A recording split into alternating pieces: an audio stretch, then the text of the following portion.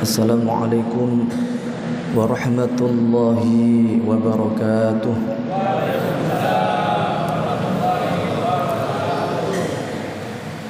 Bismillah, alhamdulillah, wassalatu wassalamu ala rasulillah Sayyidina wa maulana Muhammadin ibni Abdillah wa ala alihi wa ashabihi wa mawalah.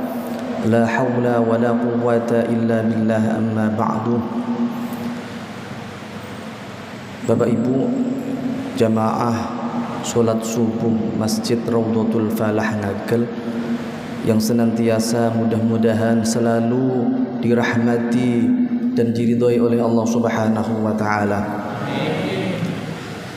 Pertama-tama mari kita bersyukur kehadirat Allah Subhanahu wa taala karena atas limpahan rahmat taufik hidayahnya, khususnya nikmat terbesar yang dianugerahkan oleh Allah kepada kita, yaitu nikmat iman, nikmat Islam, nikmat sehat wal afiyah, dan juga nikmat hidayahnya.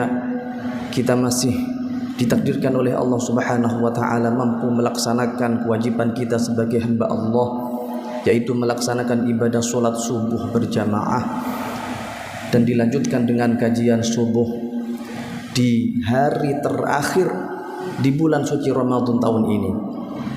Karena alhamdulillah kita tahun ini menjalankan puasa 30 hari. Nggih Pak, nggih. Alhamdulillah tadi malam Menteri Agama Republik Indonesia, Kementerian Agama Republik Indonesia menetapkan bahwa 1 Syawal jatuh pada hari Senin besok.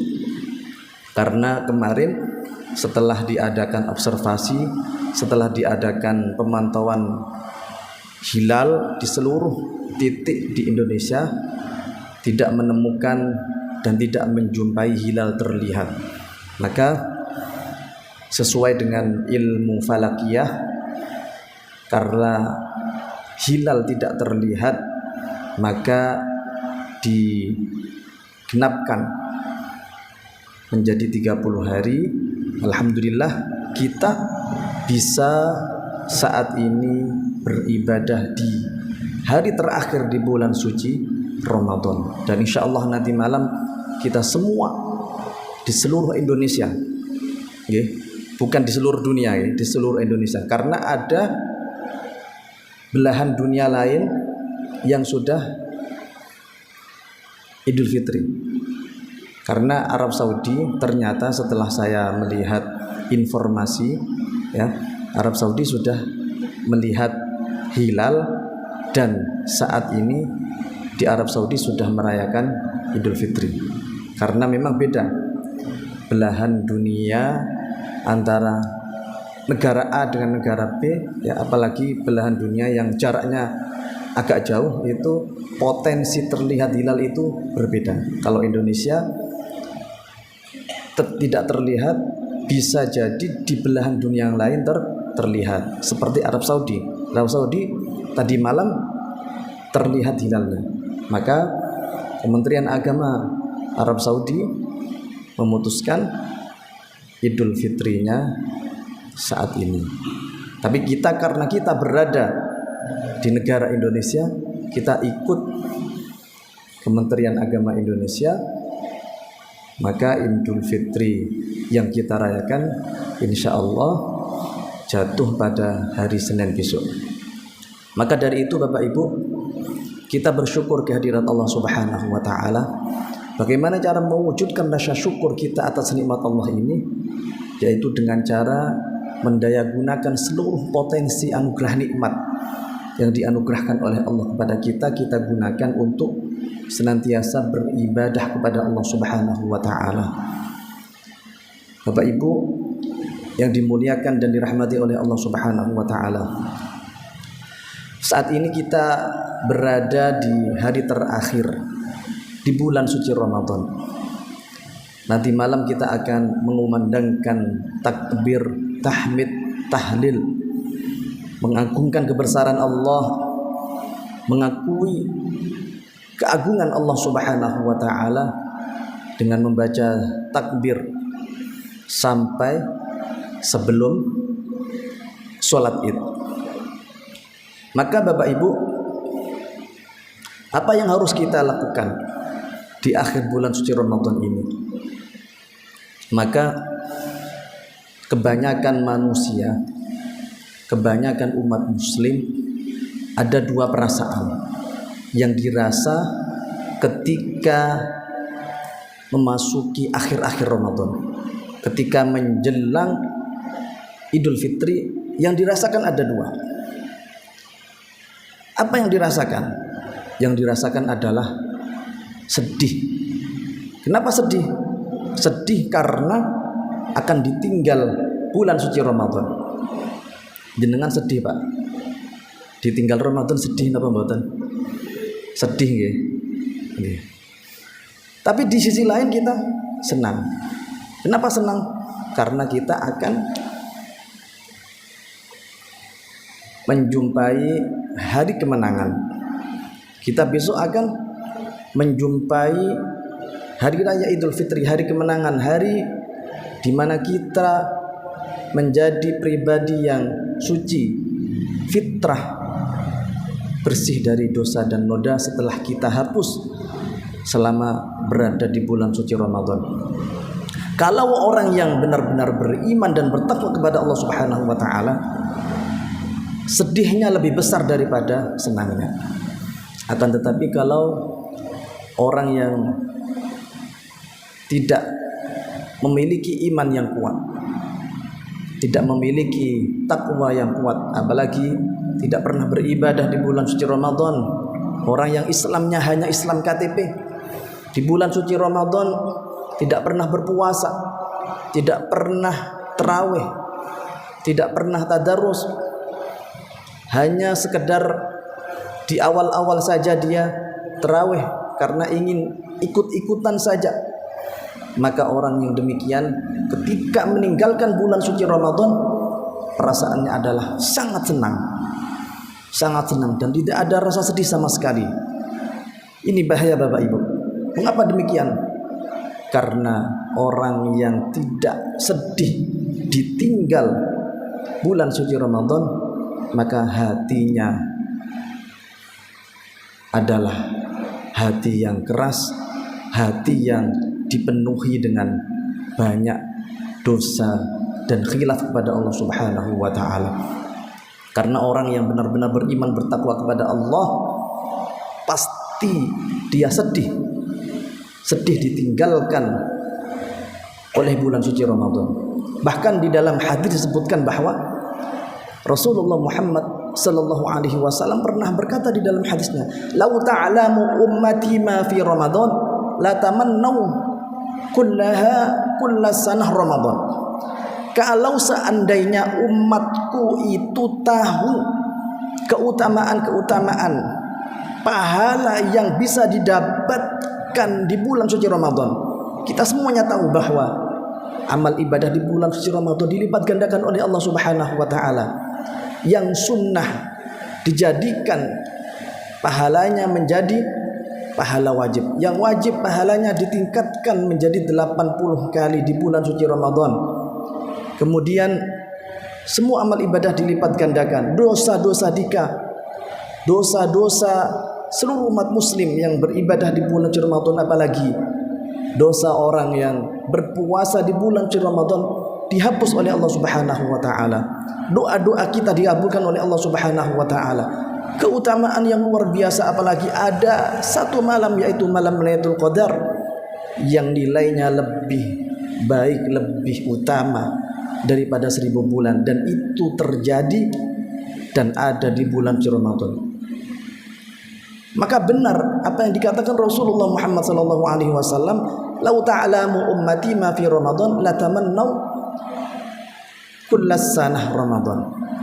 Kalau umatku tahu apa yang ada di bulan suci Ramadan, pahala yang bisa didapat di bulan suci Ramadan, maka umatku pasti ingin seluruh dan sepanjang tahun, mulai bulan Syawal sampai bulan Ramadan, mereka ingin semuanya Ramadan.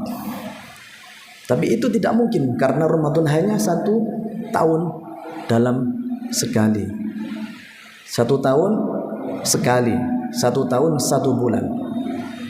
Maka Bapak Ibu yang dirahmati oleh Allah Subhanahu wa taala, yang harus kita lakukan ketika mendekati detik-detik akhir di bulan suci Ramadan adalah jangan sampai kita tidak beribadah di bulan suci Ramadan di akhir-akhir ini. Jangan sampai kita lost control atau jangan sampai kita lengah. Bisa jadi keutamaan Ramadan ada di akhir Ramadan. Bahkan banyak yang mengatakan bahwa Lailatul Qadar ada di 10 hari terakhir di bulan suci Ramadan. Maka walaupun malam Ramadan sudah selesai, malam Ramadan kan sampun mantun nggih. Paudalu malam 3 doso. Saiki hari ke-30. Walaupun sudah selesai, tapi kita masih berada di bulan suci Ramadan. Kita masih ada kesempatan. Maka mari tetap puasa kita tingkatkan, ibadah kita tingkatkan, dan juga sedekah, terutama zakat Bapak Ibu.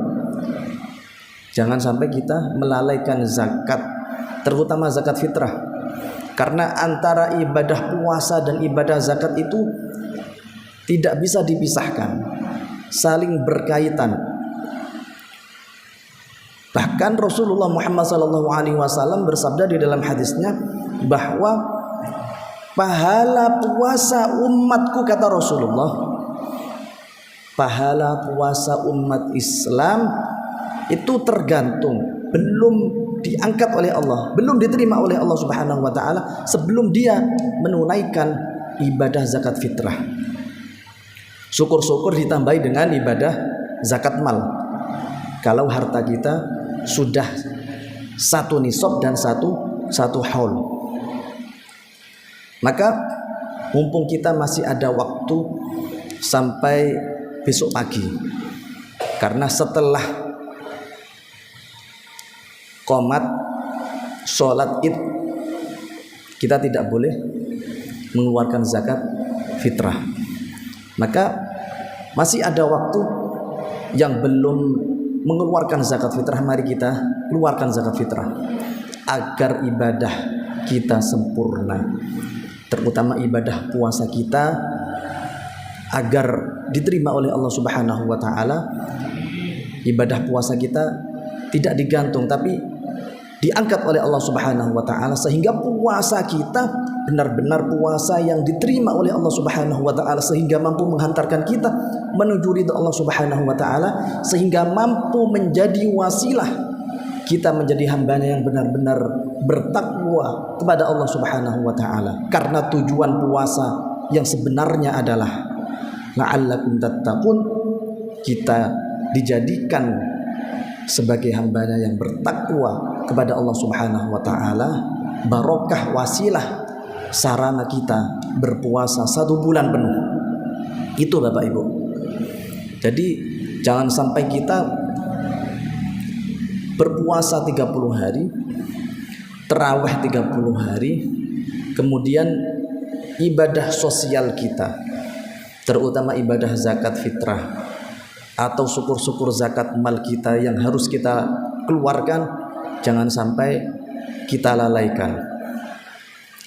Karena ibadah hablum minallah harus diimbangi dengan hablum minnas. Ibadah hablum minallah seperti ibadah sholat, ibadah puasa kita lakukan, ibadah tadarrus kita lakukan, qiyamul lail kita lakukan, hablum minnas kita harus tetap kita lakukan juga. Dengan apa? Dengan mengejarkan dan menunaikan zakat fitrah, mengeluarkan zakat mal, dan juga kalau kita ada rizki, kita tetap berinfak dan bersedekah kepada orang-orang yang membutuhkan bantuan kita. Jangan sampai kita hanya memikirkan diri kita sendiri saja. Kita harus tetap memikirkan orang lain. Jangan sampai zakat mal kita keluarkan berjuta-juta. Nggih, sampun zakat mal nggih niki. Apa zakat mal? Zakat mal niku nek riyaya mesti tuku kelambi anyar. Nggih napa mboten? Pasti. Hanya beberapa persen yang tidak memakai pakaian baru. Seakan-akan wajib memakai pakaian baru saat Idul Fitri. Padahal tidak wajib. Tidak ada kewajiban di dalam Islam ketika Idul Fitri kita harus memakai pakaian baru. Pakaian lama tidak apa-apa. Yang penting sopan dan layak dipakai. Tapi Indonesia tidak demikian. Kalau tidak memakai pakaian baru, gak riyoyo jenenge. Nek gak gawe kelambi anyar, gak riyoyo. Nah itu dasar dari mana? Maka walaupun kita seumpama tidak mampu untuk membeli pakaian baru, maka jangan sampai kita menghilangkan esensi kebahagiaan Idul Fitri itu sendiri. Karena laisal id liman labisal jadid walakinnal id liman ta'atuhu tazid wa taqwahu tazid. Esensi dari hari raya bukanlah ketika orang tersebut memakai pakaian baru, celana baru, sepatu baru, bahkan handphone baru barangkali, atau sepeda baru, atau mobil baru yang akan disombongkan kepada sanak famili. Soalnya saat ini kata nek mudik niku dipamer-pamerno. Nggih napa mboten? Niki mboten mudik, Pak. Kalau belum mudik, saya doakan mudah-mudahan yang nanti mudik, entah itu nanti ketika malam takbiran atau besok setelah sholat id, semuanya yang mungkin mudik atau silaturahim ke sanak famili, saya doakan mudah-mudahan diberi kelancaran, diberi keselamatan. Mudah-mudahan semuanya diberkahi oleh Allah Subhanahu wa taala. Karena pahala silaturahmi adalah mampu memanjangkan umur dan mampu melimpahkan rezeki kita, ya. Jadi pahala silaturahim Bapak Ibu itu bisa memanjangkan umur dan bisa meluaskan rezeki. Oke, karena jenengan ojo sampai males silaturahim. Opo maneh sing sik duwe wong tua. Kalau panjenengan masih memiliki orang tua yang masih hidup, wajib untuk disungkemi, wajib untuk kita mohon maaf, kita sungkem kepada orang tua kita. Karena kita sebagai anak pasti memiliki salah. Anak pasti memiliki salah, pasti memiliki khilaf kepada orang tua. Dan momen Idul Fitri ini harus kita jadikan momentum supaya kita benar-benar menjadi hambanya yang tidak hanya kita bersih dosa kita kepada Allah, tapi bersih dosa kita kepada sesama manusia, terutama dosa kita kepada keluarga kita, dosa kita kepada orang tua kita, dosa kita kepada istri, suami, anak, terutama kepada keluarga kita, baru kita memohon maaf kepada tetangga, sanak famili dan lain sebagainya. Mudah-mudahan kita semua diberi oleh Allah sehat walafiat, diberi oleh Allah panjang umur. Amal ibadah kita di bulan suci Ramadan ini, mulai tanggal 1 sampai tanggal 30 ini, mudah-mudahan semuanya diterima oleh Allah Subhanahu wa taala. Mudah-mudahan puasa kita, sedekah kita, tarawih kita, tadarus kita, qiyamul lail kita, sedekah kita, zakat kita, apapun yang kita lakukan di bulan suci Ramadan ini, ibadah kita semuanya mudah-mudahan diterima di sisi Allah Subhanahu wa taala, sehingga mampu menjadikan kita sebagai hambanya yang bertakwa kepada Allah Subhanahu wa taala. Dan mudah-mudahan kita dipanjangkan umur kita bisa menjumpai bulan suci Ramadan tahun yang akan datang. Amin amin ya rabbal alamin. Demikian yang dapat kami sampaikan. Mudah-mudahan sedikit yang kami sampaikan ada guna, manfaat, dan diiringi hidayah Allah Subhanahu wa taala.